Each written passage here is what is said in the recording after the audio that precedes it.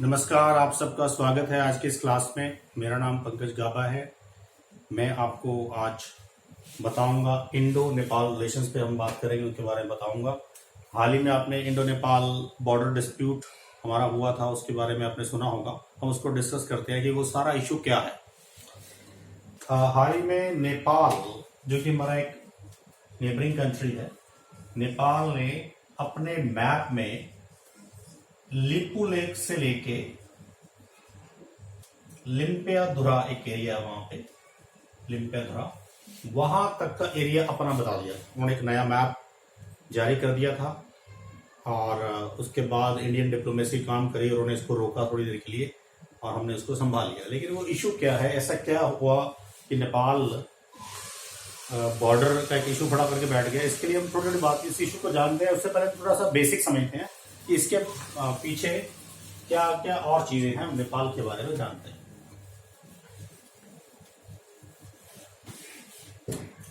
सबसे पहले हम जानते हैं कि जो नेपाल है वो एक बफर स्टेट है। बफर स्टेट ये नेपाल है, फाइन। इधर चाइना है और इधर इंडिया है, तो ये एक बफर स्टेट है। बफर स्टेट मतलब ये दो कंट्रीज के बीच में एक लैंड लॉक्ड स्टेट है और बफर स्टेट है, दोनों के बीच में है। इसका अपना कोई कनेक्शन डायरेक्ट सी से नहीं है, कोई लिंक नहीं है, ये सी से नहीं जुड़ा हुआ। तो अगर नेपाल को कुछ भी ट्रेड करना है तो वो इंडिया के ऊपर डिपेंडेंट है इस चीज के लिए। नाउ हम ये भी जानेंगे आज कि नेपाल, जो कि एक लैंडलॉक कंट्री है, ऐसे हमें क्यों आंखें दिखाना शुरू हो गया और जो हमारा अच्छा एक फ्रेंड कंट्री रहा है आज हमारे अगेंस्ट बात कर रहा है। तो लेट अस सी कि पूरा मामला है, पूरा इशू क्या है। मैं थोड़ा मैप ड्रॉ करता हूं। यहाँ पे हम थोड़ा सा इंडिया के रफ मैप ड्रॉ करते हैं।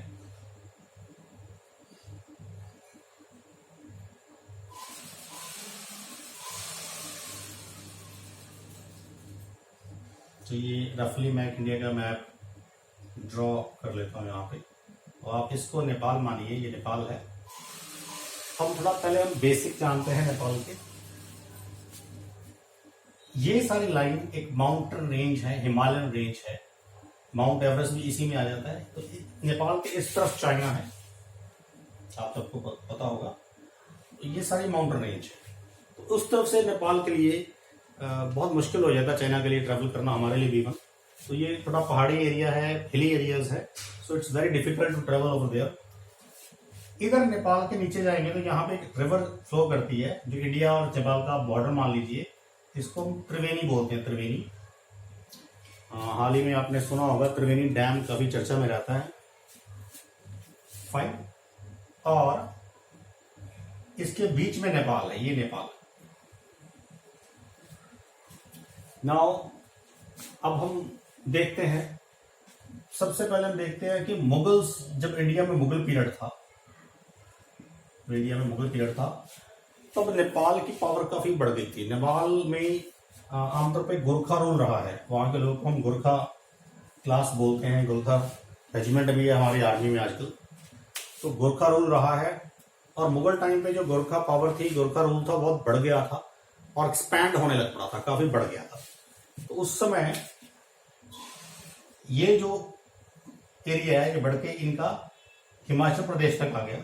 तो हिमाचल प्रदेश में आप देखोगे चाइना की तरफ से एक रिवर आती है, जो पंजाब से होते हुए बहते हुए पाकिस्तान चली जाती है। इसको हम सतलुज बोलते हैं, ये सतलुज नदी है।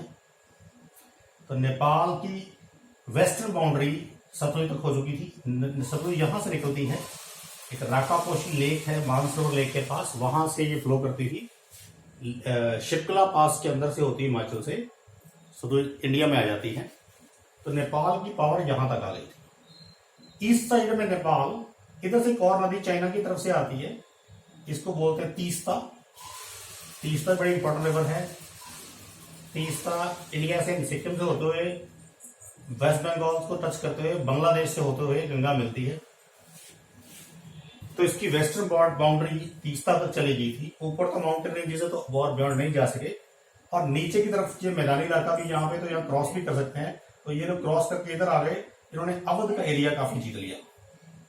ये काफी एरिया अवध का, इसको कई बार तराई एरिया बोलते हैं, तराई। तो तो तराई एरिया काफी जीत लिया। तो मुगल टाइम पे इनकी जो पावर थी वो बढ़ गई तीस्ता से लेकर सतलुज तक, और ये हिमालयन माउंटेन से लेके ये त्रिवेणी क्रॉस करके तराई एरिया तक अवध तक आ गई। और जब ब्रिटिश पीरियड आया और ईस्ट इंडिया कंपनी जब रूल कर रही थी, तब इंडिया में इस समय में बात कर रहा हूं 1814 की, 1814 में इंडिया में मार्कस ऑफ हेस्टिंग रूल कर रहे थे, वो गवर्नर जनरल थे मार्कस ऑफ हेस्टिंग। तो मार्कस ऑफ हेस्टिंग के टाइम पे एक बड़ी ही इंपॉर्टेंट एंग्लो नेपाल वॉर हुआ है, Anglo Nepal war.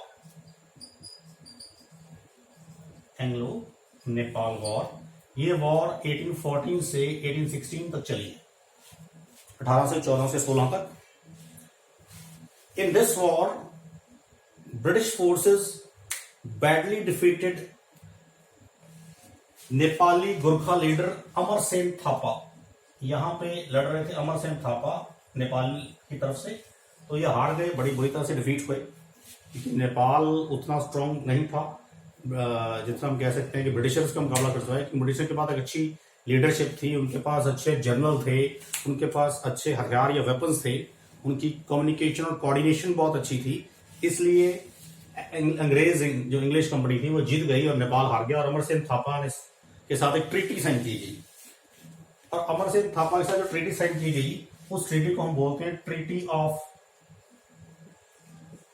Sugauli, treaty of Sugauli. आजकल मैं बता दूं, यहां पे कहीं आप सुगौली मैप पे जा सकते हैं, बिहार के चंपारण एरिया में, चंपारण डिस्ट्रिक्ट में सुगौली पड़ता है। ये ट्रीटी 1815 में साइन की गई थी और 1816 में इसको इंप्लीमेंट किया था। तो इसको हम 1816 से ही मानते हैं वैसे कि ये लागू हुई। और इस ट्रीटी में क्या क्या चीजें थी? इस ट्रीटी में नेपाल की बाउंड्री को लिमिट किया गया था। नेपाल की जो बाउंड्री है उसको अंग्रेजों ने अपने अकॉर्डिंग लिमिट किया। वो नेपाल की बाउंड्री को यहां तक ले आए। ये यहां पे एक नदी है Sharda river, this is Sharda. इसको नेपाल में हम महाकाली, काली नदी बोलते हैं। सरयू नदी भी इसी से कहीं जुड़ी हुई है। तो इस शारदा रिवर तक ले आए, जो आज भी बाउंड्री है।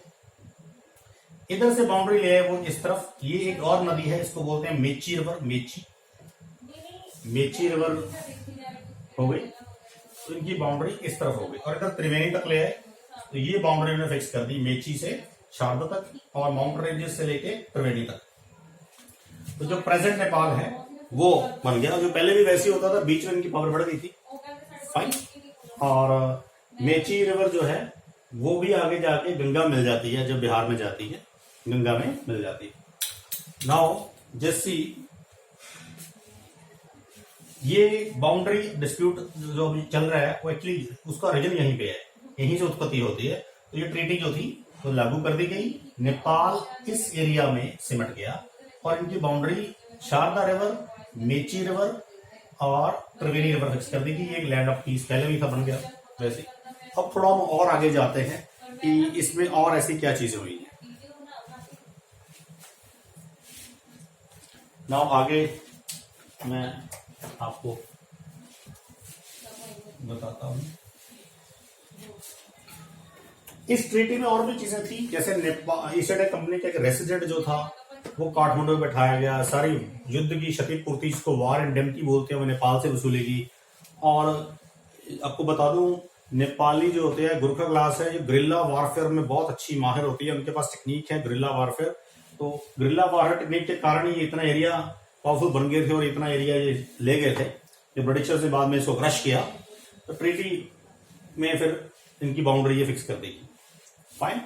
अब नाउ इस वक्त ऐसा क्या है कि इस पे डिस्प्यूट खड़ा हो गया और 1816 से ही लीपू लेक एक पास है उत्तराखंड में। आजकल उत्तराखंड के एरिया को हम बोलते हैं कुमाऊं गढ़वाल रीजन। तो इन्होंने कुमाऊं गढ़वाल रीजन जो था क्रॉस करके हिमाचल तक ये ले गए थे। अब वापस इस सिटी में उत्तराखंड का एरिया ब्रिटिशर्स के पास आ गया, इंडिया में आ गया। तो लीपू लेक से वो विवाद शुरू होता है। लीपू लेक हमारा पास है, इंडिया के लिए लीपू लेक पास बड़ा इंपॉर्टेंट है। अभी जो बॉर्डर डिस्प्यूट आया वो लीपू लेक को लेकर ही आया, तो ये उसी समय से रिलेटेड है। नाउ जस्ट सी, इंडिया के लिए लीपू लेक बहुत इंपॉर्टेंट है, हम जान लेते हैं आज। क्योंकि इंडिया हमारे यहाँ पे हिंदूज के लिए एक बहुत ही इंपॉर्टेंट पिलग्रिमेज सेंटर है, तीर्थ स्थान है, वो मानसरोवर यात्रा हम करते हैं यहाँ पे है। तो अभी तक हम सिक्किम के यहाँ पे एक नथुला पास है, तो लोग यहाँ से घूम के इस तरफ से यहाँ जाते हैं, इधर से जाते हैं। तो इंडिया बहुत देर से ट्राई कर रहा है कि हमें रास्ता लिपू लेक से मिल जाए, उत्तराखंड में पास से। तो एक दर्रा है, पास एक पहाड़ों में एक नेचुरली बना रास्ता होता है, तो वो लिपू लेक से हम जा सकते हैं। तो यहाँ पे हम इस तरफ से एक रास्ता बनाना चाहते हैं। तो अभी भी लोग यात्रा करते हैं। हमने 1816 में डिसाइड किया था कि हम यहाँ से यात्रा करेंगे, और अभी लोग पैदल जाते हैं, लेकिन उनको मुश्किलें बढ़ जाती है, पहाड़ी एरिया है, थोड़ा सड़क बनानी पड़ेगी, इसको प्लेन करना पड़ेगा, कुछ चीजें चाहिए। तो इंडिया ने यहाँ पे हाल ही में 80 किलोमीटर लंबी एक सड़क बनाई थी, जिससे ये विवाद शुरू हो गया। अब हम देखते हैं कि ये विवाद क्या है। जो शारदा रिवर मैंने अभी बताई, ये शारदा रिवर जो है ये आ रही है, ये 3 नदियों से मिलके बनती है, छोटी छोटी स्ट्रीम से। तो पहली इसकी स्ट्रीम है लिपू लेक, जो पास का नाम भी यही है, ये लिपू लेक एरिया है यहाँ पे, उसको लिपू लेक पास ही बोल देते हैं। उसके थोड़ा दूर जाते हैं, यहाँ पे एक एरिया है काला पानी, और उसका थोड़ा इधर आए तो यहाँ पे एक एरिया है लिम्पियादुरा। तो लिम्पियादुरा, काला पानी, लिपू लेक, इन 3 नदियों के मिलान से यहाँ जो इनकी तीनों जगह मिल जाती है, यहाँ पे यहाँ से इसको हम शारदा या महाकाली रिवर या काली रिवर बोलना शुरू कर देते हैं। तो इस ट्रीटी में लिखा गया था कि शारदा रिवर बाउंड्री रहेगी इंडिया नेपाल के बीच में। उस समय आज दोनों कंट्रीज सुगौली की ट्रीटी को ही अपना मेन आधार मानते हैं कि हमारी बाउंड्री शारदा रिवर है। लेकिन विवाद कैसे हुआ? क्योंकि हम शुरू से हमारे पास जो कब्जा है वो लिपू लेक से है, यहां से, और नेपाल ने हाल ही में कुछ दिन पहले एक नया ऐप जारी कर दिया, और उन्होंने कह दिया कि नहीं जी, हम यहां से नहीं मानेंगे, हम तो लिम्पियादुरा से मानेंगे। हालांकि पहले वो यहां से मान रहा है, अब थोड़ा इधर आ गया, यहां से आ गया। एक्चुअली सारा डिस्प्यूट जो आप मान रहे हो वो इस एरिया का है, ये वाला एरिया का। ये काला पानी से लेके लिपू लेक तक हाल ही में इंडियन गवर्नमेंट ने कुछ देर पहले 80 किलोमीटर की सड़क बना दी थी, ताकि यहां से हम आसानी से मानसरोवर जा सके। रोड होगी तो लोग बेटर तरीके से जा पाएंगे। हमारी इनसे बातचीत पहले नेपाल से हो चुकी है, लेकिन अब ये पीछे हटते नजर आ रहे हैं, और ये सब नेपाल चाइना के दबाव में, चाइना के प्रेशर में कर रहा है। फाइन। तो ये 80 किलोमीटर का ये जो हमने रोड बनाई, इस पर विवाद खड़ा हुआ, और लिपू लेक, काला पानी, लिम्पियादुरा का उन्होंने टेक्निकल पॉइंट निकाल लिया कि नहीं जी, लिपू नदी तो यहाँ से शुरू होती है, लेकिन हम शुरू से यहाँ से मानते हैं। तो इस एरिया को उन्होंने डिस्प्यूटेड बना दिया। अभी वो मैप उनका वहां की पार्लियामेंट में पास होना था, उन्होंने पेंडिंग छोड़ा हुआ है। तो आगे देखते हैं, इंडिया ने प्रेशराइज किया तो वो रुक गए, और अब इंडिया इसको छोड़ने वाला नहीं है, क्योंकि इंडिया के पास लिपू लेक की क्या वैल्यू हमें पता है। हम कश्मीर नहीं छोड़ रहे, तो पीओके की बात कर रहे हैं कि वापस लेंगे। तो ये तो छोटा सा एरिया है लिपू लेक, तो इंडिया तो कभी नहीं छोड़ेगा, स्पेशली आजकल की जो लीडरशिप है। और ये जो विवाद है इतने एरिया का, तो इंडिया अभी इस पे हमने अब देखते हैं कि ये क्यों हो रहा है ऐसा, इंडिया इस पे क्या रुख कर रहा है। हमने डिप्लोमेसी इसको ठीक तो कर लिया। अब हम जानते हैं कि एनसीपी एक पार्टी है नेपाल में, Nepali Congress communist party, Nepali communist. तो नेपाल 2008 तक तो एक हिंदू नेशन था, declared Hindu nation, only nation in the world. लेकिन 2008 में नेपाल सेकुलर बन गया, और वहां पे प्रोटेस्ट भी हुआ, और लोगों ने डेमोक्रेसी की डिमांड की, और वहां पे किसी तरीके से वहां पे एक पार्लियामेंट का जो काम करना शुरू हुआ, और कॉन्स्टिट्यूशन बना, इलेक्शंस हुए, तो वहां पे इलेक्शन होने शुरू हो गया। हालांकि वो बड़ा डिस्प्यूट अभी भी चल रहा है, अभी भी वो ठीक नहीं है, नई नई सब चीजें आई हैं, और वहां पे थोड़ा माओवादियों का भी असर रहा है, जो कि चाइना के प्रभाव में है। और नेपाली कांग्रेस पार्टी अमृत पे जीत के आई, जो अभी भी नेपाली कांग्रेस पार्टी जीत रही है, कम्युनिस्ट पार्टी। तो वहां के जो इस वक्त पीएम है केपी शर्मा ओली, वहां के पीएम है, वो थोड़ा आजकल चाइना के प्रभाव में ज्यादा है। वो इतने ज्यादा हो चुके हैं कि वो चाइना की तरफ इतने ज्यादा मुड़ चुके हैं कि उनको अपना बुरा बुरा जो अच्छा बुरा नजर नहीं आ रहा है। तो नेपाल को चाइना ने नेपाल को बहुत सारे डेप्ट ट्रैप में फंसा लिया है, बहुत सारा कर्जा दे दिया है, जो नेपाल में वापस नहीं कर पा रहा है। अब क्योंकि वो वापस नहीं कर पा रहा है, तो चाइना उसको प्रेशराइज कर रहा है कि वो इंडिया के साथ कुछ ऐसी प्रॉब्लम क्रिएट करे। उसके पीछे भी लॉजिक है, उसका रीजन हम जानते हैं अभी, तो उसके दबाव में ये सब हो रहा है। और कम्युनिज्म है वहाँ पे, कम्युनिस्ट पार्टी है, और इधर बीजेपी जैसे हमारी सरकार है कम्युनिस्ट पार्टी की, तो वैसे ही चाइना इंडिया के एंटी रहा है शुरू से ही, तो ये प्रॉब्लम वहाँ से इसके कारण शुरू हुई है। ये पार्टी जो है ये प्रो चाइना पार्टी है, ना कि प्रो इंडिया पार्टी है। फाइन। तो ये सारा विवाद इतने एरिया का क्रिएट किया गया है। हालांकि नेपाल इंडिया की पॉपुलेशन बहुत सारी हिंदू मेजोरिटी पॉपुलेशन है, हमारे साथ उनको अच्छे संबंध बनाने चाहिए, हमें बनाने चाहिए। अब ये क्या कह रहे हैं, इन्होंने कुछ अब और भी बातें खराब की हैं। इन्होंने हाल ही बोला था केपी शर्मा ओली ने कि जो इंडिया है वो नेपाल में कोविड-19 कोरोना जैसी डिजीज इंडिया जानबूझ के वहां फैला रहा है, नंबर 1। तो हम ऐसा कभी नहीं करते और इंडिया कैसे फैला सकता है। फाइन। दूसरा ये है कि जो इंडिया से कोरोना फैलाया जा रहा है, जो इंडिया का कोरोना इंडिया एंटर कर रहा है नेपाल में, वो ज्यादा डेडली है, ज्यादा खतरनाक है, वो डेंजरस है उनके लिए। फाइन।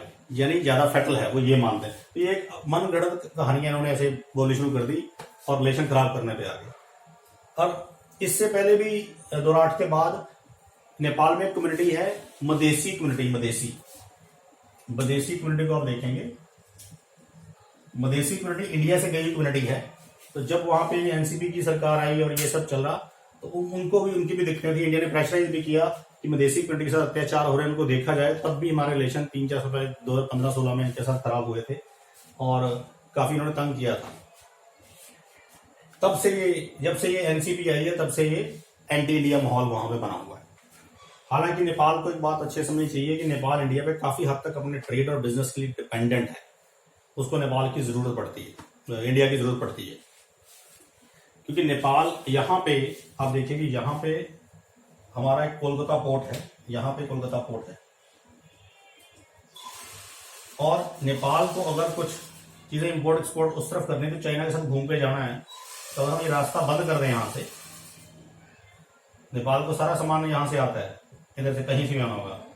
अगर ये रास्ता इंडिया बंद कर दे, ब्लॉक कर दे, तो नेपाल कहीं इधर से निकल के चाइना की तरफ से इधर ताइवान हांगकांग की तरफ से जाएगा। तो जो चीज आइडिया लगा लो कि जो चीज 10 रुपए की है वो 200 रुपए की हो जाएगी, 250-300 की हो जाएगी, बहुत महंगी हो जाएगी। और नेपाल को ये भी अपना अच्छा बुरा समझ में नहीं आ रहा है कि ऐसा हो सकता है। इसलिए इंडिया ने एक बार इसको 2015 में ऐसा किया भी था, जब मदेशियों की प्रॉब्लम आई थी, तो इंडिया ने ये चीजें, ये आइडिया ब्लॉक कर दिया था, ब्लॉकेड क्रिएट किया था। तो ट्रक्स फंस गए थे और जा नहीं पाए थे, ताकि उसको लेसन दिया जा सके। और उस समय हाहाकार मच गया था नेपाल में। नेपाल इसको बर्दाश्त नहीं कर पाया था। 1-2 महीने तक उनके पास ट्रकों में तेल भरवाने के पैसे नहीं थे। इवन यहां तक बोला गया था कि जो ट्रक इंडिया में नेपाल में आएंगे उधर से घूम के वो अपना तेल खुद भरवा के लेके आए, हमारे पास अभी तेल नहीं है, हमारे पास पैसे नहीं है। तो ये सब चीजें हो गई थी। फिर हमने उन लोगों को ध्यान में रखते हुए रास्ता खोल दिया ताकि वहां पे महंगाई ना बढ़े, लोग हमारे एंटी ना हो जाए। और इंडिया ने फिर भी अच्छा साथ दिया उस समय भी। तो इसको सिर्फ समझना चाहिए नेपाल को कि वो इंडिया के साथ बना के रखे। अभी भी इंडिया ने 2 लाख टेबलेट्स हाइड्रोक्सी जो क्लोरीन की टेबलेट्स है, पैरासीटामोल, वो हमने इनको दी है। अमेरिका से तो हमने पैसे वसूले हैं, लेकिन नेपाल को हमने फ्री दी है। और वो हमें क्या कह रहे हैं कि हम वहां पे डिजीज फैला रहे हैं, ये बड़ी फैटल डिजीज फैला रहे हैं, ये एक अच्छी बातें नहीं है। तो ये सब चीज इशू अभी हाल ही में चल रहा है। तो आपको याद क्या रखना है एग्जाम पॉइंट ऑफ व्यू से। अब यहाँ पे क्योंकि बॉर्डर डिस्प्यूट है, तो उसमें 2-3 चीजें बड़ी इंपॉर्टेंट है। Number 1, historical point of view से सुगौली की जो ट्रीटी है, ट्रीटी ऑफ सुगौली, ये बड़ी इंपॉर्टेंट है। हम वैसे इस ट्रीटी को हिस्ट्री में पढ़ते हैं, मार्कस ऑफ हेस्टिंग के टाइम पे ट्रीटी हम डिस्कस भी करेंगे। और उस समय ट्रीटी के प्रोविजंस क्या थे, ट्रीटी किसके बीच में हुई थी, क्यों हुई थी, ये देखना है। अब यहाँ पे जो उत्तराखंड का एरिया है, कुमाऊं गढ़वाल रीजन की जो बात हो रही है, उस ज्योग्राफिकल पॉइंट से इंपॉर्टेंट है कि कौन सा एरिया है, आपको ये ध्यान में होना चाहिए। प्लस क्योंकि लीपू लेक की बात हुई है, तो लीपू लेक एक पास है उत्तराखंड का। 2 बड़े इंपॉर्टेंट पास है उत्तराखंड में, एक नीति लेक और एक लीपू लेक। उनमें से लीपू लेक की बात कर रहे हैं, जो हमें मानसरोवर तक रास्ता जोड़ता है हमारा। तो हम ज्योग्राफिकल पॉइंट ऑफ व्यू से इन पासेस के बारे में इंफॉर्मेशन जरूर देखें और मैप को जरूर स्टडी करें ज्योग्राफी में, एटलस में, कि ये कौन से एरिया है, किसकी बात की जा रही है। ये हमारे क्वेश्चन इसके ऊपर बन सकते हैं। फाइन। वो यहाँ आपको ज्योग्राफी में रिवर्स के बारे में पूछ सकता है कि महाकाली या शारदा रिवर की 3 कौन सी स्ट्रीम है जिससे बनती है, या उसकी फदर कहाँ, कौन सी स्ट्रीम्स या नदियां इसमें जुड़ती हैं। और इस तरह मेची और तीस्ता बड़ी इंपॉर्टेंट रिवर है। तीस्ता एलिमेंट भी हमारा बांग्लादेश से पेंडिंग पड़ा है, तो तीस्ता रिवर भी बड़ी इंपॉर्टेंट है। ज्योग्राफी में जो आप इंडियन रिवर सिस्टम पढ़ेंगे तो रिवर्स को अच्छे से पढ़िए, क्योंकि ये इस बार क्वेश्चन इस पे पूछा जा सकता है। फाइन, तो ये बड़ा इंपॉर्टेंट हमने रोल डिस्कस किया है नेपाल का। पूरा हमने एक बॉर्डर डिस्प्यूट डिस्कस किया है जो आज हमारे रिलेशन पर इफेक्ट डाल रहा है। तो आपको आई थिंक इस पर समझ आ गया होगा कि इंडो नेपाल रिलेशन जो हैं इस दौर में किस तरीके से गुजर रहे हैं, और सोशियो इकोनॉमिक और ज्योग्राफिकल इसके क्या इंपॉर्टेंस है, इसका क्या इम्पैक्ट है। I think so that's all. Thank you very much. आप इसको देखिएगा, इसको समझिएगा। आप अपने डाउट्स या अपनी कोई भी क्वेश्चंस है वो आप कमेंट बॉक्स में भी डाल सकते हैं। प्लीज आप हमारा यूट्यूब चैनल जरूर सब्सक्राइब कीजिए, और इसको जो बेल लगी है उसको भी लगा दीजिए, हिट एक, ताकि आपको हमारे और वीडियोस जब हम डालें तो आपको नजर आ जाएं। मेरा नाम पंकज है। हम दोबारा फिर मिलेंगे। Thank you very much.